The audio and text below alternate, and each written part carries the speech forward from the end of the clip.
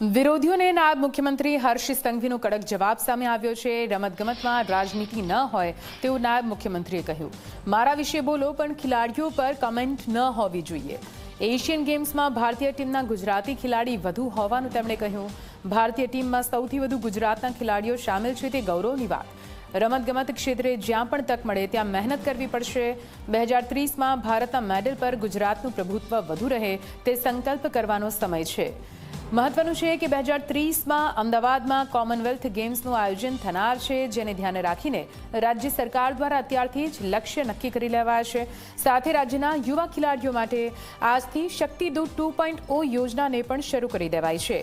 આ યોજનાને નાયબ મુખ્યમંત્રી હર્ષ સંઘવી દ્વારા ગાંધીનગર સ્થિત મહાત્મા મંદિર ખાતેથી શરૂ કરવામાં આવી છે, જેમાં યુવા ખેલાડીઓને નાયબ મુખ્યમંત્રીએ સંદેશ પાઠવતા કહ્યું કે ગુજરાતને દેશ દુનિયાના નકશામાં ગૌરવ અપાવવાનો સંકલ્પ લેવાનો હવે સમય આવી ચૂક્યો છે। સાથે જ કહ્યું કે ખેલાડીઓને આગળ વધારવા માટે રાજ્ય સરકાર સહયોગ આપશે।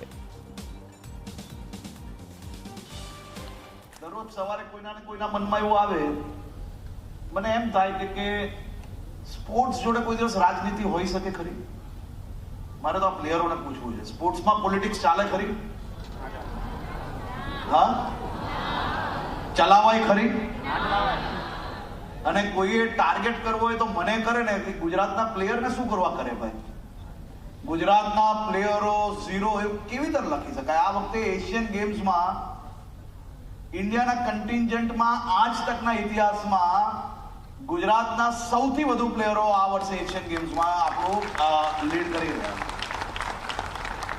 તો આપણા સૌ માટે ગૌરવની વાત છે ને, જ્યાં કઈ ચૂક થતી હોય ત્યાં આપણે સૌ લોકો મહેનત કરશો, પણ 2030માં ઇન્ડિયાના મેડલ્સમાં ગુજરાતનું પ્રભુત્વ સૌથી મહત્વનું રહીએ તે સંકલ્પ આજે આપણે સૌ લોકોએ સાથે મળીને લેવાનો।